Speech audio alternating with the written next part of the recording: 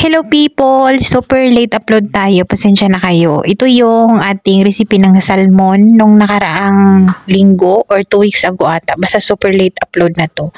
Ito yung lemon butter and teriyaki sauce na salmon na ginawa ko or niluto ko dito sa bahay para sa mga amo. Itong green onion na to, wala akong idea nito. Request lang talaga to ni amo, ang lalaki na isali. Bale, umalis siya ng gabi tapos bumili ng salmon kasama yung mga anak niya.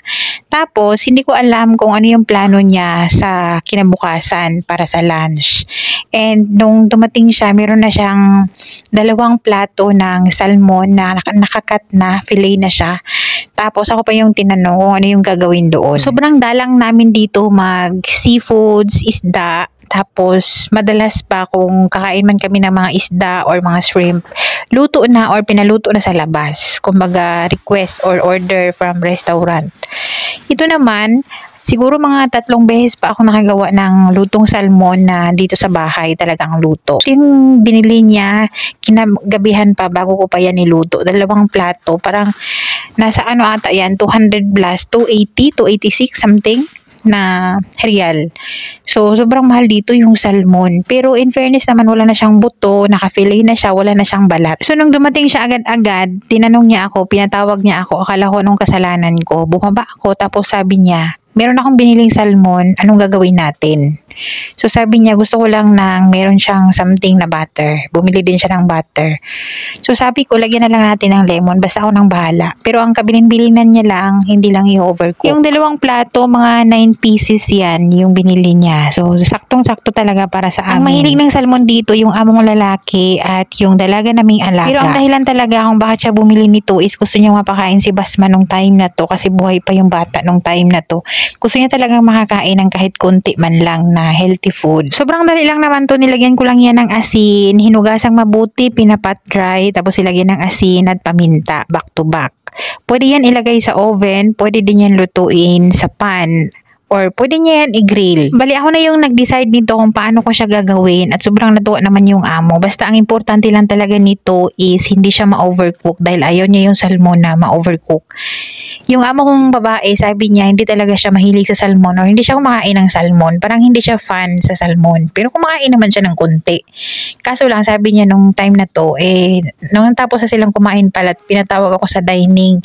Sabi hindi siya kumakain ng salmon pero sobrang nasarapan daw siya at marami siyang kinain. Sabi ng amo kong babae. Natuwa naman ako. Pinili kong niluto yan sa pan para makontrol ko yung apoy, para makontrol ko yung pagkaluto. Dahil kapado ako pagka magsabi si amo na kailangan hindi siya overcook or something.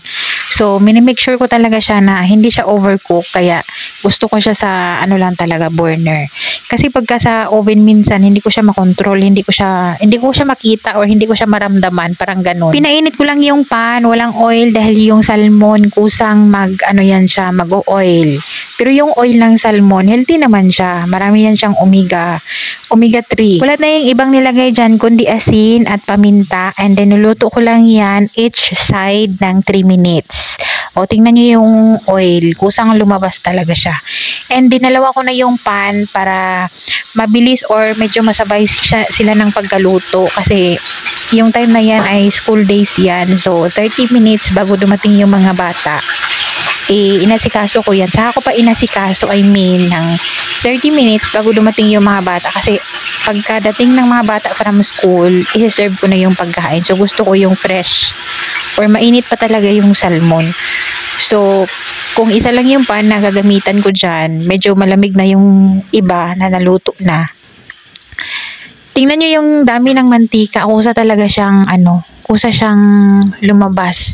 So binawasan ko siya dahil alam ko talaga na magreklamo sila kung maraming mantika. Bali tinanggal ko yung oil and then yung pinalit ko is yung 1 stick ng butter at maraming garlic. Dahil ang gagawin ko dyan sa isang dish ay lemon butter na salmon. So, sa lemon butter, nagpatunaw lang tayo, nagisa tayo ng bawang na marami with butter, and then naglagay tayo ng lemon juice, depende sa gusto nyong asim, and then naglagay din ako ng lemon zest, yung pinaka-yellow lang talaga yung dapat dyan para hindi siya mapait. Sakto naman dumating na yung mga bata, naluto ko na lahat yung salmon, so yung sauce naman sobrang dali na lang. So, dapat wala itong hindi to kasali sa plano ko itong green onion, kaso lang yung amo ko nag-request na isali daw to sa pagluto ko. So kahit ano na lang, yung naisip ko is ginisa ko na lang kasama yung lemon and butter. Tapos sa isang pan naman, ito naman ay favorite to ng dalaga naming alaga. Request niya to na meron siyang teriyaki sauce na salmon. So, sa teriyaki sauce naman, konting butter lang yan. Tapos, yung ready to use na teriyaki sauce, pinakuluan ko lang yan sa pan until mag-thick yung kanyang texture.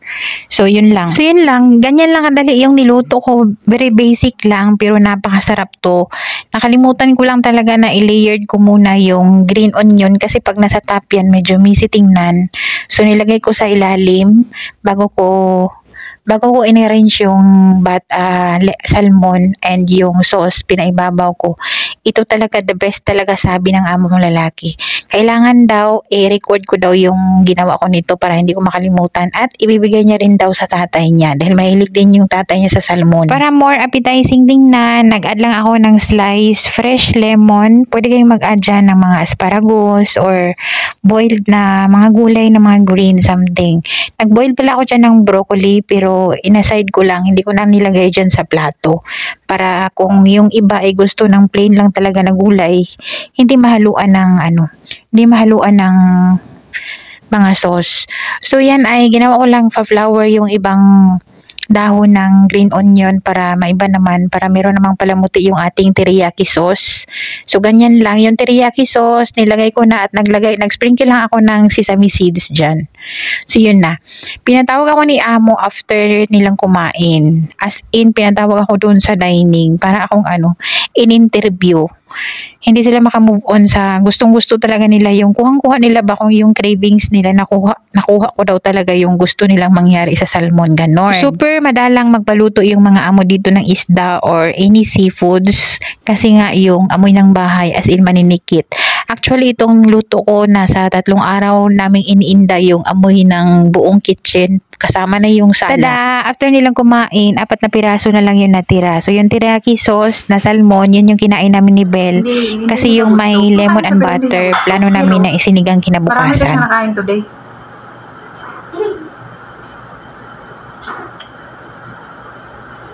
Yung lemon and butter, sibuyasan yung kinain, ay nilagay ko, tagdala lang ako ng sauce. 2 piraso yung natira. Baka hindi nila kakainin at isigang natin bukas. Ito kasi, hindi na to pwede sa sigang kasi may teriyaki sauce na to. Kaya ito yung kinain namin ni Belle. And guess what? Yung pagkain niya. Tingnan nyo, guys. May kape na. Asan na yung kape mo, Day? Asan na yung kape? Ayan, may kape. Pagka ganyan, magkakape yan. Tigman ko pa kung masarap may patis. Patis? Alam mo, kutsara. Hindi na, nagkamay na ako.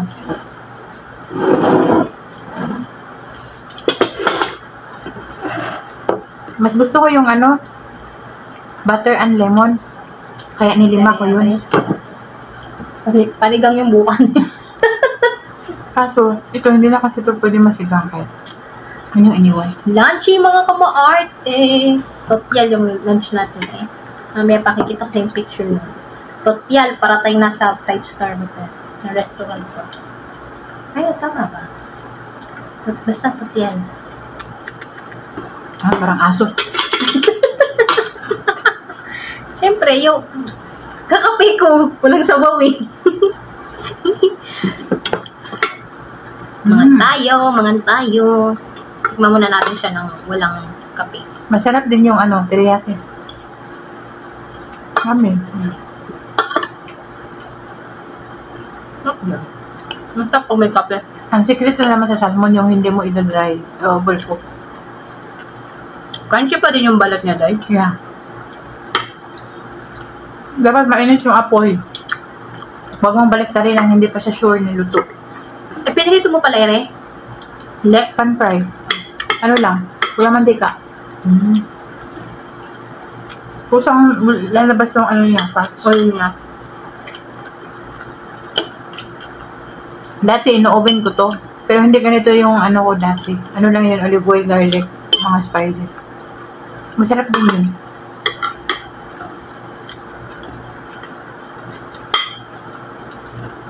Yung crunchy kaya.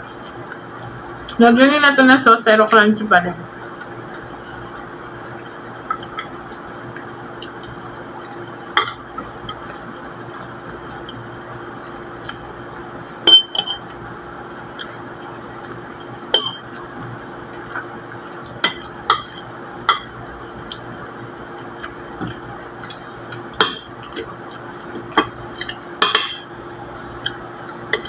Isisend daw niya kay tatay niya yung video nito. Record daw sabi. Ibig sabihin isulat. Ay, i-record ko. Bibigay ko sa kanya yung vlog ko. Sulat mo.